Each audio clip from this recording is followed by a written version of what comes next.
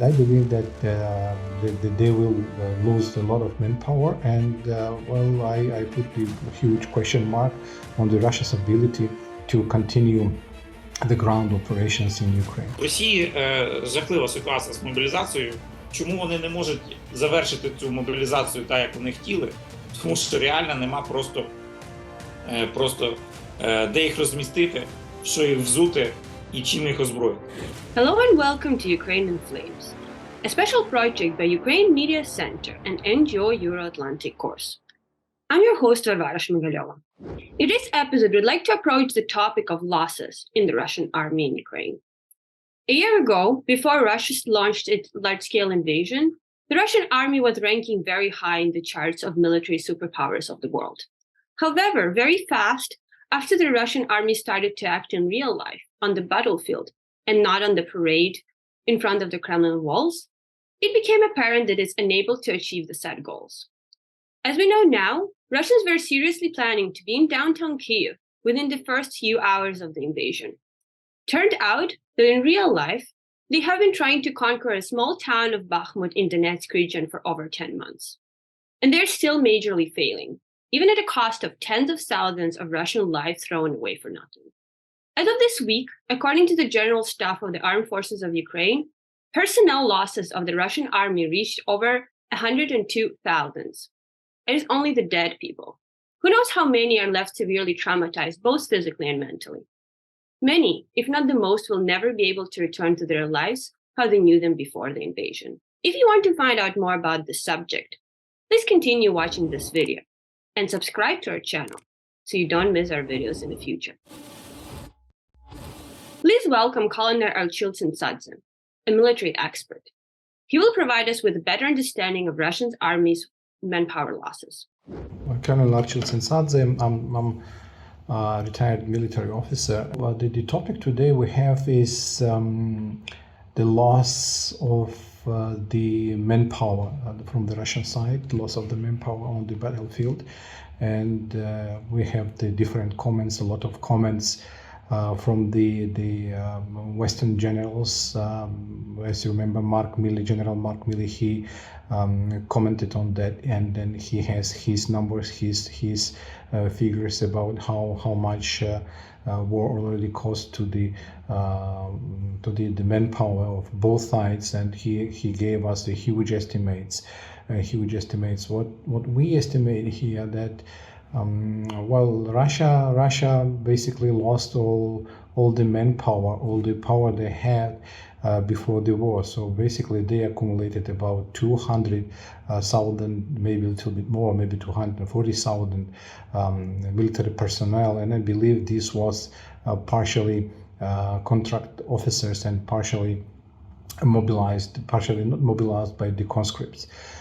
So we considered that in the beginning as a professional army, more or less professional army, with the mercenary groups and with the let's say volunteers willing to fight against Ukraine from Russia. So by now they basically all this power which was concentrated in the beginning before the 24th February on the borders of Ukraine, the Ukrainian side managed to eliminate about 40-45%, and it means that these combat units they lost the ability to continue the military operations. So this was the basically reason why Russians they started to lose the land, and the policy of land grabbing in Ukraine, it didn't work well. So in the beginning they had the huge losses, and about 25,000 soldiers and officers they lost on the battlefield under the Kyiv region, and they had to withdraw from there.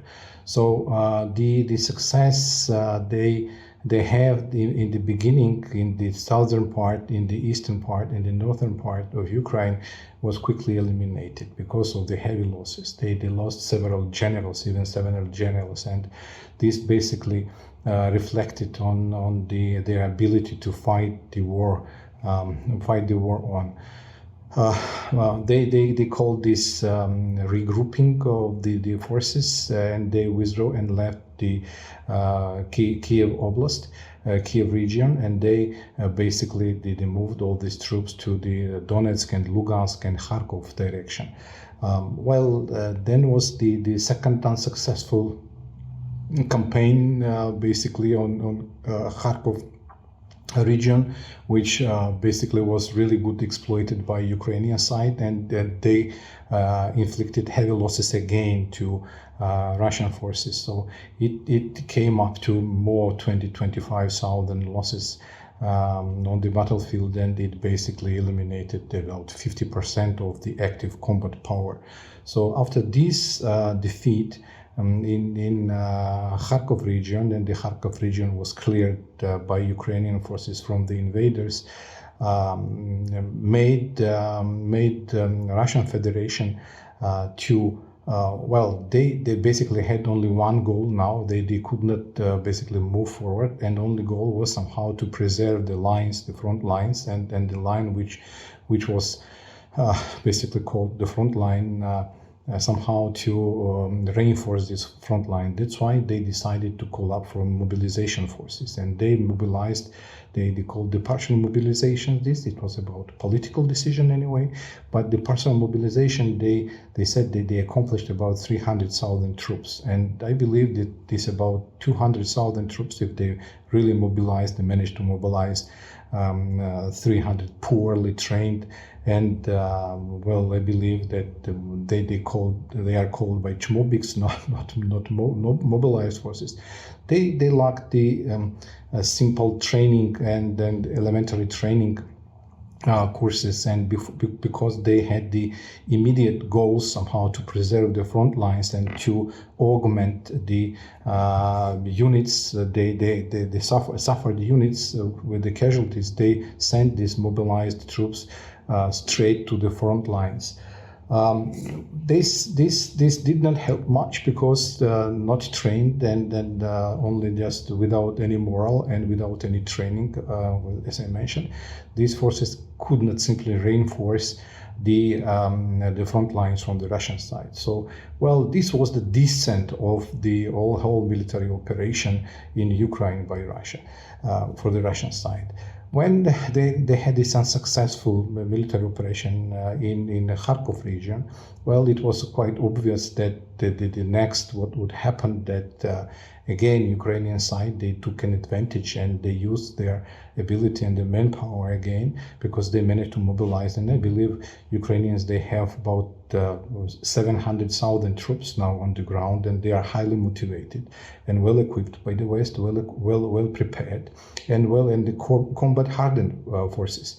So this is they also have the good commanding officers, which also are better experienced, war experienced, and the planning is also excellent. Now we have the third wave, which is Kherson, and then they will suffer in Kherson again the losses. And I believe I spoke about 2 weeks ago on the 5th channel, and I gave my comments on the possible surrender of Kherson, and I predicted that withdrawing from Kherson, the forces they had in there located, because they accumulated forces. In the beginning they wanted to defend Kherson somehow, but it was obvious that Kherson was the pocket, and it was a deadly pocket for the Russian troops, because they could not sustain these forces there. And with no logistics, with absolutely no support, they could not really stand the Ukrainian pressure in there. So I believe that this will be the third wave, which basically may look like an whole defeat of the Russian forces, and Russians, they will suffer again. I presume that I think that it might be about 5 to 10,000 injured, wounded, and dead soldiers again. So this again inability to manage the forces, inability to command the forces, and because of the mobilized units, because of the untrained units, they can't simply provide, and they can simply perform the withdrawal operation, because the withdrawal operation is really also hard to conduct. And I believe that they will lose a lot of manpower. And well, I put the huge question mark on the Russia's ability to continue the ground operations in Ukraine. They may find some other way somehow to retaliate, but it would be the next topic for our meeting. And now I thank you for your attention, and please subscribe for our channel. Following, please hear from Viktor Yagun, Major General of the Security Service of Ukraine.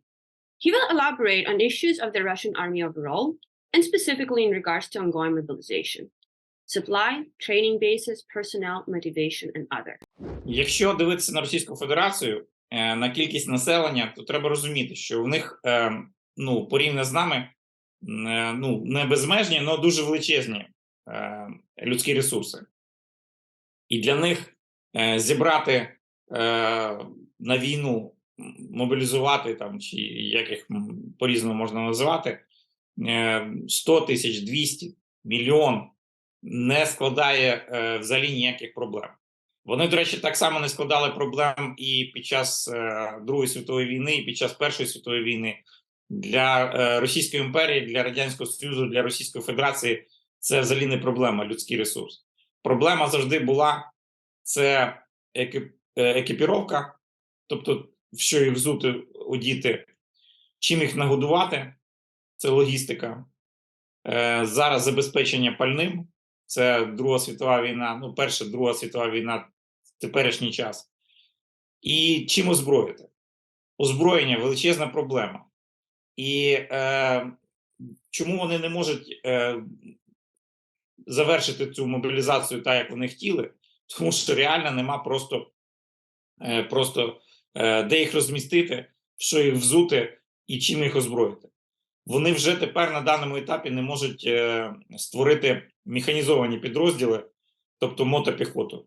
Що таке мотопіхота? Мотопіхота – це коли кожна одиниця в підрозділі має своє місце на броні.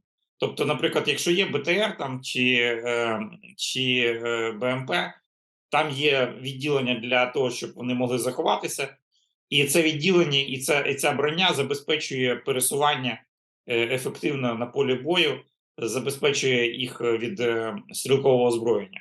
Цього немає. Вони зараз починають створювати звичайні стрілкові підрозділи.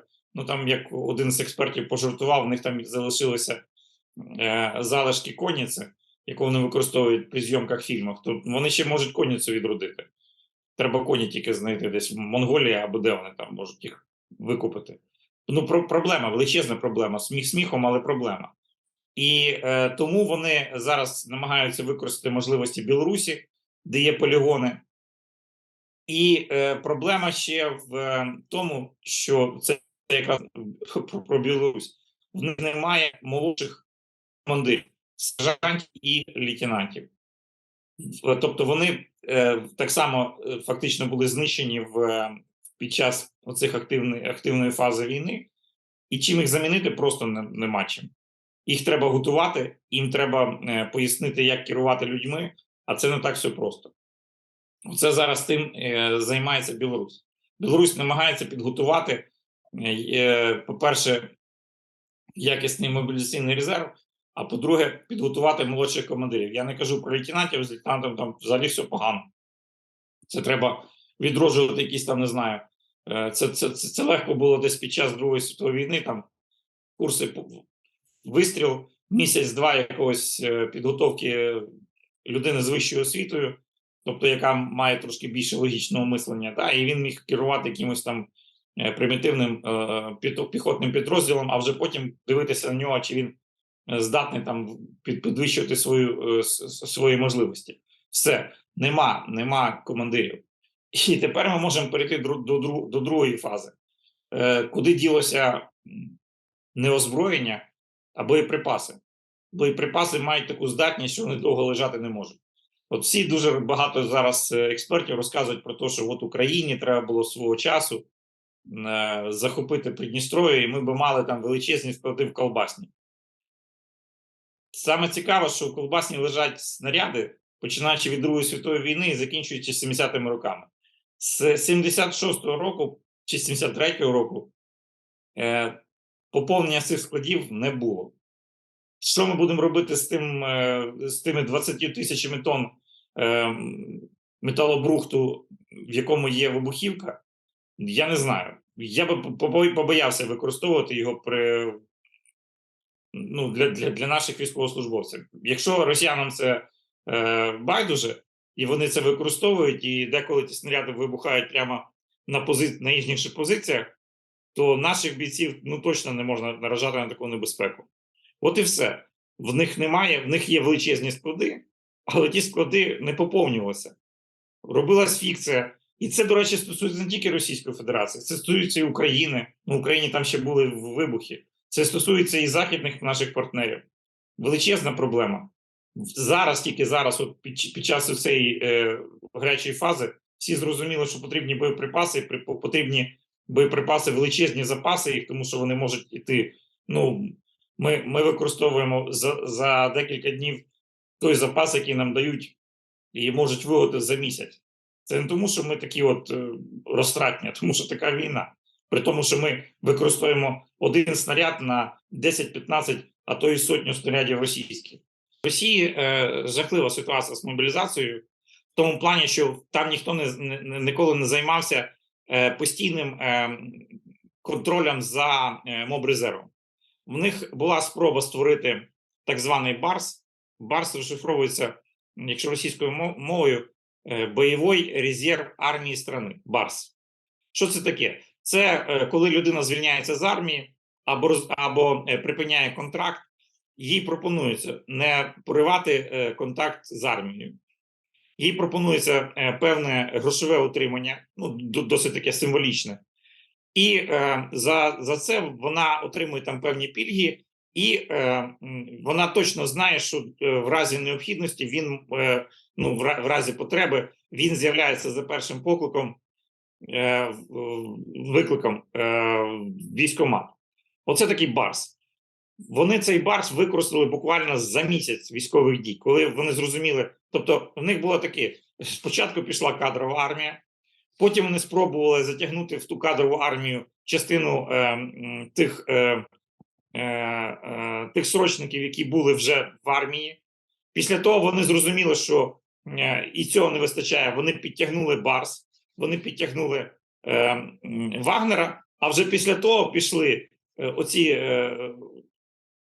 вони змушені були оголосити мобілізацію і підтягувати вагнерівців з числа зеків. От і все. Тобто навіть цей БАРС їхній не спрацював. І тепер у них величезна проблема. Вони ніколи не відслідковували тих людей, які там закінчили армію. Карточка лежить та й лежить. І зараз дуже багато є прикладів, коли там починають хворих з раком викликати, там ще когось, там взагалі просто людей на інвалідному візку без ніг приносити ці повістки.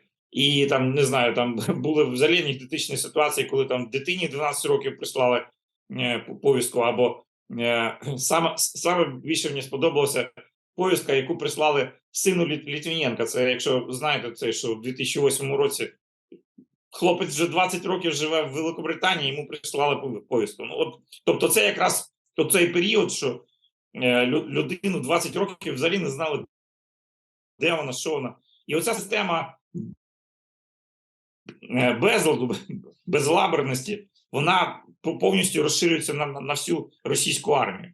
А відношення до цих мобілізованих – це взагалі просто як до скота. Останнє відео, яке зараз є в соцмережах, коли командир б'є палкою цих людей, це таке враження, що ти потрапив в якесь 18 сторіччя.